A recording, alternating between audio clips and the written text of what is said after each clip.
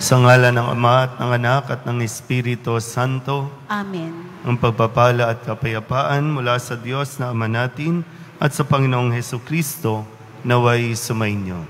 At sumaiyo rin. Mga kapatid, tinipon tayo bilang kaanib ng angkan ng Diyos, kaya dumulog tayo sa maawaing Panginoong nagpapatawad ng lubos. Sinugong tagapagpagaling sa mga nagsisisi, Panginoon, kaawaan mo kami. Panginoon, kaawaan mo kami. Dumating na tagapag-anyayang mga makasalanan ay magsisi, Kristo, kaawaan mo kami. Kristo, kaawaan mo kami. Nakaluklok ka sa kanan ng Diyos, Ama, para ipamagitan kami. Panginoon, kaawaan mo kami. Panginoon, kaawaan mo kami. Kaawaan tayo ng makapangyarihang Diyos, patawarin tayo sa ating mga kasalanan at patnubayan tayo sa buhay na walang hanggan. Amen. Manalangin tayo. Ama naming makapagmahal, ang iyong mga hinirang na tao ay matyaga mong tinuturuan at maibiging nililingap. Ipagkaloob mo sa amin ang iyong espiritu ng karunungan bilang tugon sa pagdalangin ni Papa San Gregorio na pinangasiwa mo sa iyong sambayanan upang maging kasiyahan kailanman ng mga tagapangasiwa ang pag-unlad ng kawang banal sa isip, salita at gawa sa pamamagitan ni Hesukristo kasama ng Espiritu Santo magpasawalang hanggan. Amen.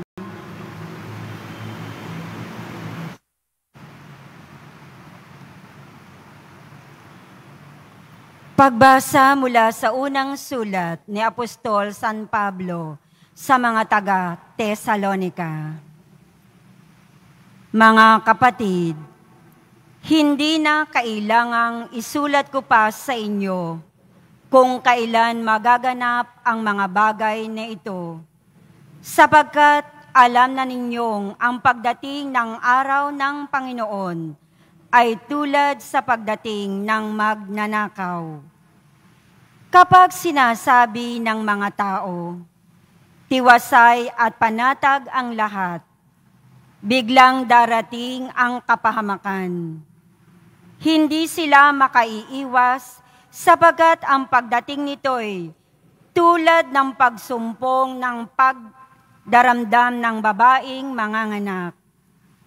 Ngunit hindi kayo nabubuhay sa kadiliman, mga kapatid, kaya't hindi kayo mabibigla sa araw na yaon na darating na parang magnanakaw. Kayong lahat ay kabilang sa panig ng kaliwanagan, sa panig ng araw, hindi sa panig ng kadiliman o ng gabi. Kaya nga, kailangan tayo'y manatiling gising, laging handa, at malinaw ang isip, di tulad ng iba. Tinawag tayo ng Diyos, hindi upang parusahan, kundi upang iligtas sa pamamagitan ng ating Panginoong Hesukristo. Namatay siya para sa atin, upang tayo'y mabuhay na kasama niya, buhay man tayo o patay, sa kanyang muling pagparito. Dahil dito, patuloy kayong magpaalalahanan at magtulungan, tulad ng ginagawa ninyo ngayon. Ang salita ng Diyos. Salamat sa Diyos.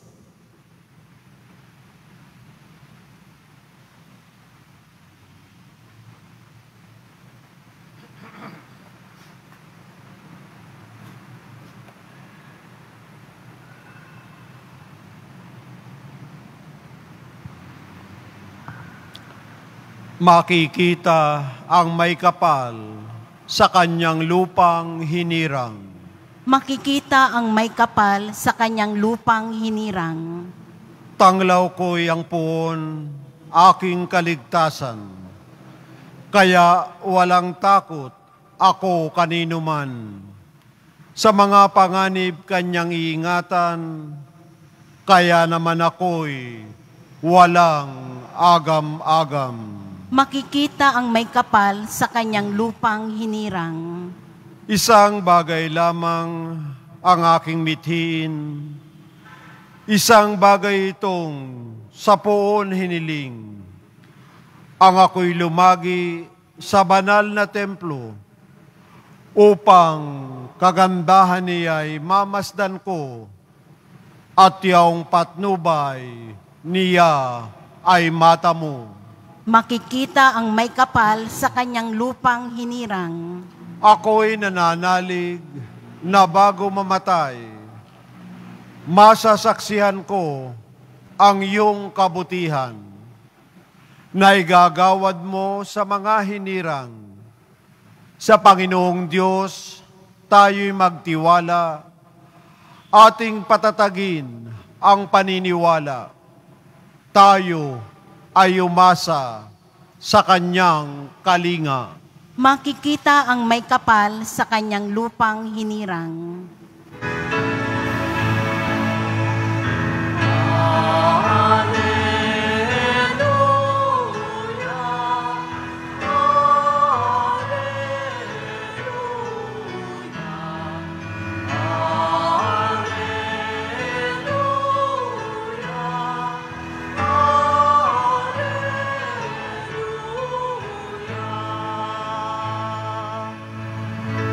Sa daigdig ay laganap, liwanag na sumisikat, salitang buhay ng lahat.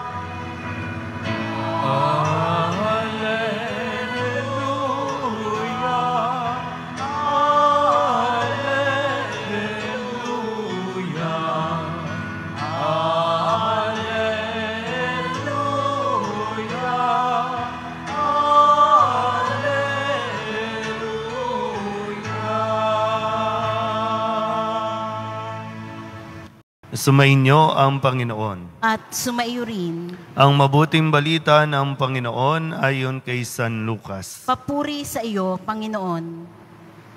Noong panahong iyon, nagpunta si Jesus sa Capernaum, Galilea.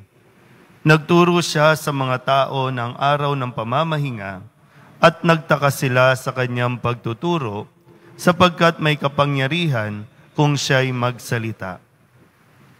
Naroon sa sinagoga ang isang lalaking inaalihan ng demonyo o isang masamang espiritu. Sumigaw siya ng malakas, "Ano ang pakialam mo sa amin, Jesus na taga Nazaret? Naparito ka ba upang puksain kami? Alam ko kung sino ka. Ikaw ang banal ng Diyos." Subalit pinagwikaan siya ni Jesus, "Tumahimik ka. Lumayas ka sa taong iyan." At sa harapan ng lahat, ang tao'y inilugmok ng demonyo at iniwan ng hindi man lamang sinaktan. Nang gilalas silang lahat at nagsabi sa isa't isa, "Anong uri ng pangungusap ito? Makapangyarihan at mabisa." Pinalalayas niya ang masasamang espiritu at sumusunod naman sila. At kumalat ang balita tungkol kay Jesus sa buong lupaing iyon. Ang mabuting balita ng Panginoon. Pinupuri ka namin, Panginoong Hesukristo. Isang magandang umaga po sa inyong lahat. Ang ating pong ebanghelyo ay isang napakagandang paalala para sa ating lahat, no, sabi ko nga, no, na tayo na madalas na tinatawag na mga taong simbahan. Pero, ito nga yung hamon, tayo ba ay nagiging credible? Meron ba tayong kredibilidad na magsalita sa ating mga nakakasalamuha? Minsan, no, ako po ba, pag nagmisa, pag nagbigay ng homilya, ako ba ay nagiging credible? Pag sinabing credible, naghahanap kasi tayo ng mga tao na yung authentic, no, yung kapag hindi lang sa salita magaling, kundi nakikita rin sa gawa yung kanyang mga sinasabi. Yun yung pagiging credible. No, na hindi madidismaya o kaya hindi maiiskandalo yung mga tao kasi, halimbawa, simba tayo ng simba, pero nagmumura naman tayo. Nawawala yung credibility. Simba tayo ng simba, pero nakikibahagi tayo sa mga paninira, sa mga tsismisan, nawawala yung ating pagiging credible na mga taong simbahan. Kaya nga po, di ba, sa Ebanghelyo, ang napansin nila kay Kristo habang siya ay nagsasalita, ang sabi nila, may kakaiba sa kanyang pagsasalita. Mayroong kapangyarihan kung siya'y magsalita. So pag sinabi natin may kapangyarihan, may dating, mayroong puwersa, mayroong may lakas na magsalita. Hindi dahil magaling siya, hindi dahil kilala siya, hindi dahil sikat siya, hindi dahil may position siya, kundi dahil authentic yung kanyang pagtuturo. Sino ba yung sinaway niya? Di ba yung demonyo? Anong ginagawa ng demonyo? Nagpapahirap. Kaya anong sabi niya? Lumayas ka, Satanas. Kaya, sabi ng demonyo, kilala kita. At totoo naman, kilala niya. Walang maipipintas kay Kristo. Walang maipipintas sa kanyang pagtuturo, kilala kita. Diba, minsan ganyan po, anong karapatan mong magsalita sa akin yan? Kilala kita, marami ka rin kalokohan, marami ka rin baho. So anong karapatan mo para magsalita sa akin ng ganyan? Para itama kami. Yan. Naintindihan niyo ba? Diba, ang hirap ituwid ng mga bata? Mahirap ituwid ang inyong mga anak, nasasabihan ninyo at papayuhan ninyo, pero hindi nila nakikita sa inyong pagiging halimbawang magulang yung inyong sinasabi. Kaya nagre-rebelde, kaya nagwawala, kasi wala tayong authority na magturo sa kanila. At isa yan sa matinding hamon na ibinibigay sa atin. Kaya nga hindi ka lang nandito para makinig. Hindi ka lang nandito para humingi. Nandito tayo para matuto sa mga halimbawa na ibinibigay ni Kristo. Amen?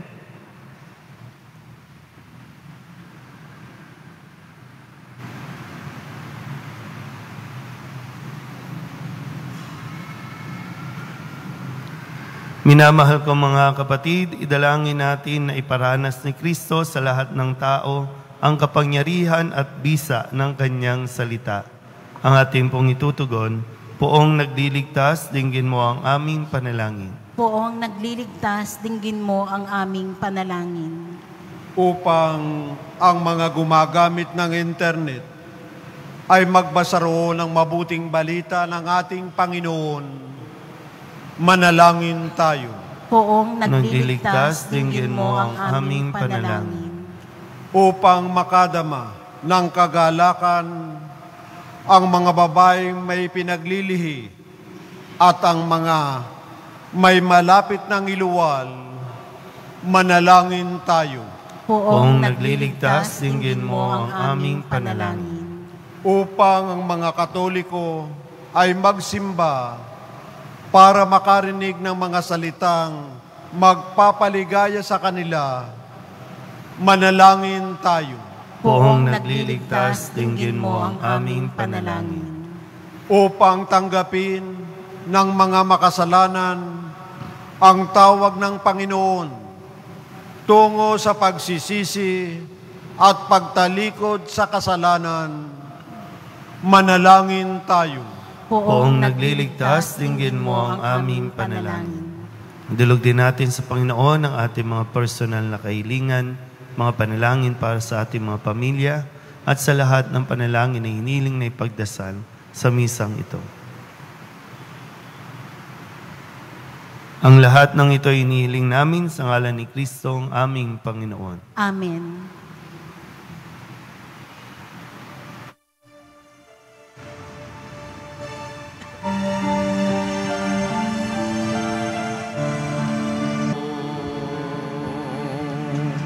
Manalangin kayo mga kapatid upang paghahain natin ay kalugdan ng Diyos sa mga makapangyarihan. Tanggapin nawa ng Panginoon itong paghahain sa iyong mga kamay, sa kapurihan niya at karangalan sa ating kapakinabangan at sa buong sambayanan niyang banal. Ama naming lumikha, ang aming paghahain ay iyon nawang paunlakan upang sa paggunita kay Papa San Gregorio, kami ay makapakinabang sa paghahain ito na ibinigay mo sa ikapagpapatawad ng mga kasalanan ng buong mundo. Sa pamamagitan ni Jesucristo, kasama ng Espiritu Santo, magpasawalang hanggan. Amen. Sumainyo ang Panginoon. At sumaiyo rin. Itaas sa Diyos ang inyong puso at diwa. Itinaas na namin sa Panginoon. Pasalamatan natin ang Panginoong ating Diyos. Marapat na siya ay pasalamatan. Ama naming makapangyarihan, tunay ngang marapat na ikaw ay aming pasalamatan sa pamamagitan ni Jesucristo na aming Panginoon. Ngayong si Papa San Gregorio ay pinararangalan sa pamumuhay niyang totoong uliran at pagiging maaasahan sa panunungkulan, kaya't sa Jesucristo na maaasahan sa katapatan ay inihayag sa pangangasiwa sa sambayanan. Ang malasakit ng mga ulirang tagapangasiwa noon ay napapatuloy magpahanggang ngayon sa mga panalangin kanilang iniuukol, kaysa ng sambayanan mong dito'y nagtitipon. Kaya kaysa ng mga anghel na nagsisiawit ng papuri sa iyo na walang humpay sa kalangitan, kami nagbubunyi sa iyong kadakilaan.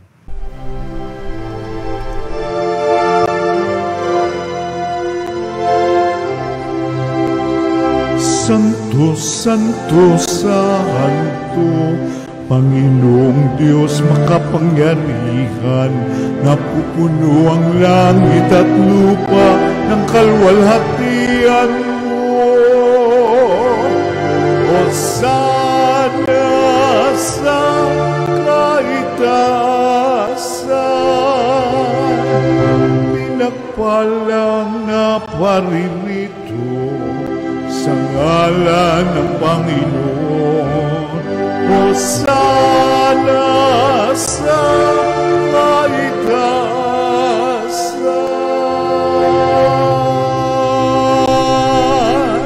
Ama naming banal, ikaw ang bukal ng tanang kabanalan. Kaya't sa pamamagitan ng iyong Espiritu, gawin mong banal ang kaloob na ito upang para sa aming maging katawan at dugo ng aming Panginoong Hesukristo. Bago niya pinagtiis ang kusang loob na maging handog, inawakan niya ang tinapay, pinasalamatan kaniya, pinaghati-hati niya iyon, iniabot sa kanyang mga alagad at sinabi, "Tanggapin ninyong lahat ito at kanin, ito ang aking katawan na ihahandog para sa inyo."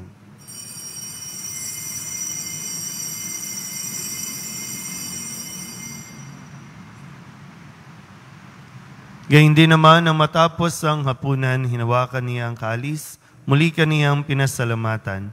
Iniabot niya ang kalis sa kanyang mga alagad at sinabi, "Tanggapin ninyong lahat ito at inumin. Ito ang kalis ng aking dugo, ng bago at walang hanggan tipan, ang aking dugo na ibubuhos para sa inyo at para sa lahat sa ikapagpapatawad ng mga kasalanan. Gawin ninyo ito sa pag-alaala sa akin."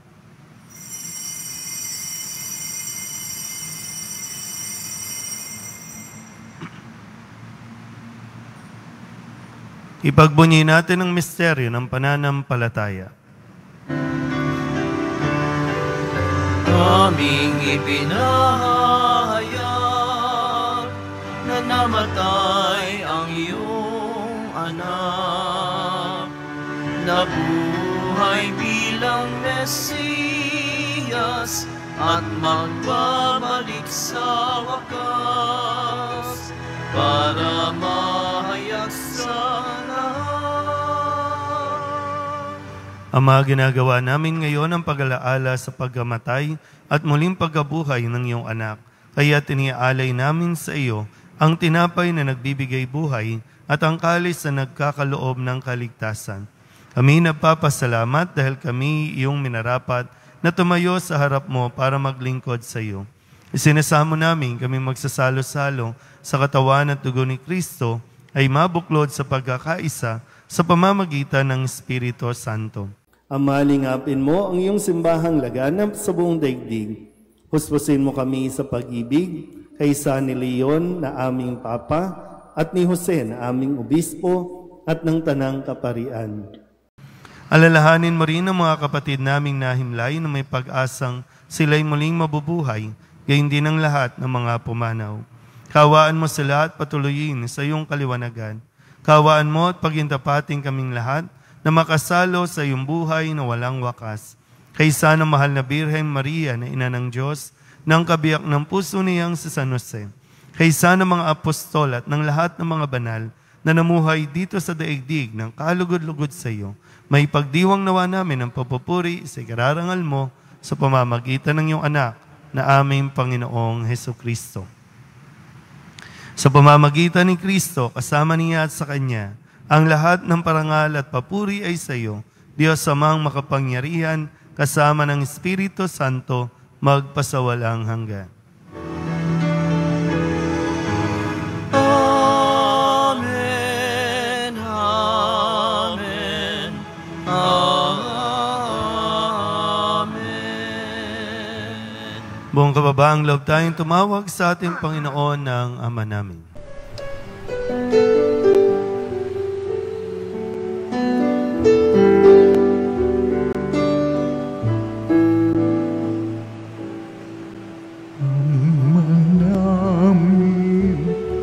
Sumasalangit ka, sambahin ang ngalan mo,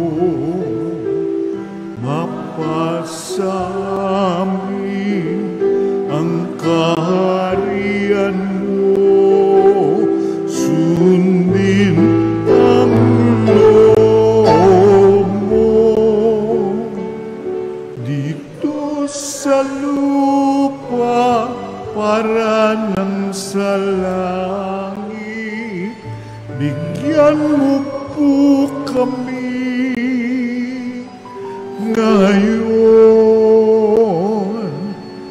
ng aming kakanin sa araw-araw at patawarin mo kami sa aming mga sala para ng pagpapatawan namin sa nagkakasala sa amin. At huwag mo kaming ipagdulot sa tukso, at yadya mo kami sa lahat ng masama. Hinihiling namin kami iadya sa lahat ng masama, pagkalooban ng kapayapaan araw-araw, iligtas sa kasalanan at ilayo sa lahat ng kapahamakan, samantalang aming pinananabikan ang dakilang araw ng pagpapahayag ng tagapagligtas naming si Hesukristo. Sapagkat iyo ang kaharian at ang kapangyarihan at ang kapurihan magpakailanman. Amen. Panginoong Hesukristo, sinabi mo sa iyong mga apostol, kapayapaan ang iniiwan ko sa inyo, aking kapayapaan ang binibigay ko sa inyo. Tunghayan mo ang aming pananampalataya at huwag ang aming mga pagkakasala. Pagkalooban mo kami ng kapayapaan at pagkakaisa ayon sa iyong kalooban, kasama ng Espiritu Santo, magpasawalang hanggan. Amen. Ang kapayapaan ng Panginoon ay laging sumainyo. At sumaiyo rin. Mabigyan po tayo ng kapayapaan sa isa't isa.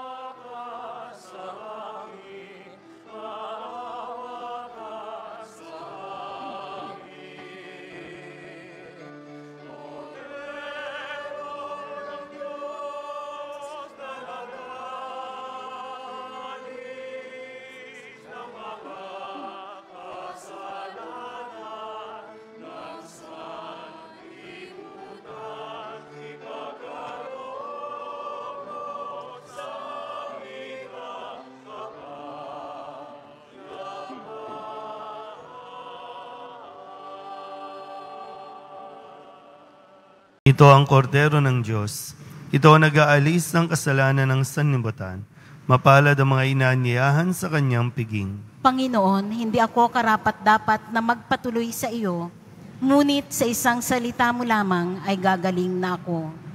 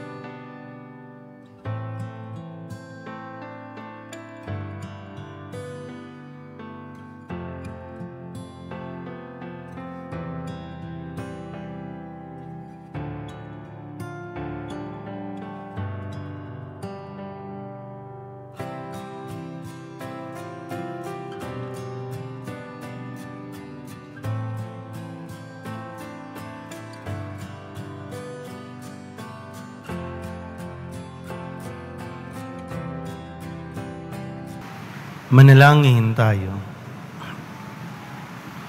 Ama naming mapagmahal, kaming nagsalo-salo sa bumubuhay na pagkaing si Kristo, ay paturuan mo sa gurong si Kristo, upang sa paggunita namin kay Papa San Gregorio, kami matuto ng maaasahang katotohanan mo, at sa pag-ibig ay magampanan namin ito sa pamamagitan ni Jesucristo, kasama ng Espiritu Santo, magpasawalang hanggan. Amen. Sumainyo ang Panginoon. At sumaiyo rin. Manalangin tayo para sa pagbabasbas. Mahal na poong Jesus Nazareno, inihayag mo sa pamamagitan ng krus ang walang maliw na pag-ibig ng Diyos sa sangkatauhan. Pakinggan mo ang kahilingan ng iyong angkan na nagsusumamo sa iyo. Makamtanawa nila ang iyong katugunan at tanggapin ng kasagutan na may utang na loob na tinatanaw. Basbasan din po ninyo ang mga dala-dala nilang mga imahin at dasalan at lahat ng mga may karamdaman. Sa pamamagitan ng bendisyon na ito, naway maalala nila ang mga pangako nila noon sa binyag, na ikaw ang kanilang iibigin at paglilingkuran bilang Panginoon magpasawalang hanggan. Amen. At pagpalain kayo ng makapangyarihang Diyos, Ama at Anak, at Espiritu Santo. Amen. Tapos sa banal na misa, mayo tayong mapayapa. Salamat sa Diyos. Magandang umaga po.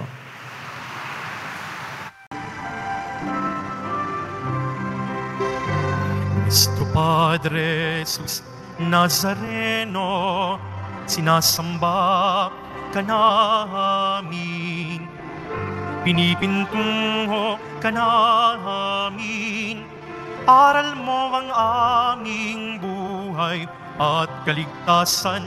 Nuestro Padre Jesus Nazareno, iligtas mo kami sa kasalanan. Ang krus mong kinamatayan ay sagisag ng aming kaligtasan. Nuestro Padre Jesus Nazareno, dinarangal ka na amin.